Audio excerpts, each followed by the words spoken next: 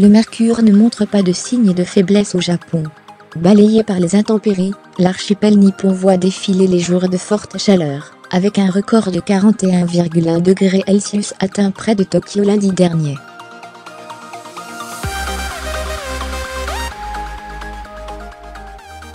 Alors que le phénomène a déjà provoqué la mort de plusieurs dizaines de personnes, et fait naître des inquiétudes pour les JO 2020, qui battront leur plein dans 2 ans exactement, la population adapte ses habitudes pour mieux résister à la chaleur.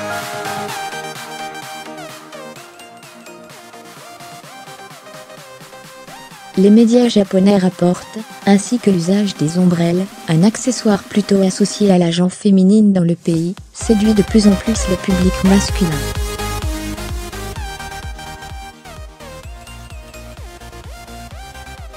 Au gré de la chaleur estivale, les ventes de modèles destinés aux hommes auraient connu une envolée.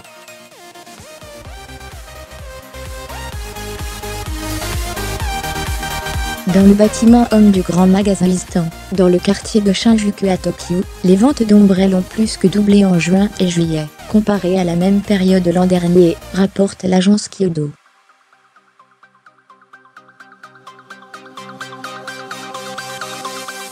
Beaucoup de clientes auraient confié avoir été envoyées par leur mari.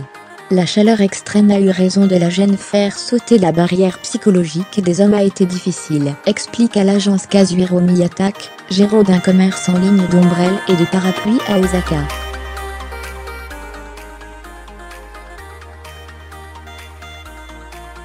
Je pense que la chaleur extrême a eu raison de la gêne qu'ils pouvaient avoir à utiliser une ombrelle, déclare un autre acteur de l'industrie de l'ombrelle.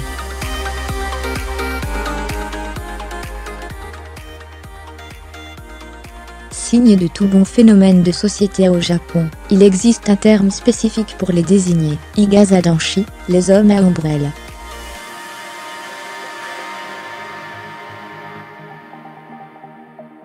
Le mot, qui n'est pas nouveau, affiche ces derniers temps une belle popularité sur Twitter, selon une étude citée par le ministère de l'Environnement japonais à l'été 2011, placée sous le signe des économies d'énergie après l'accident de la centrale de Fukushima.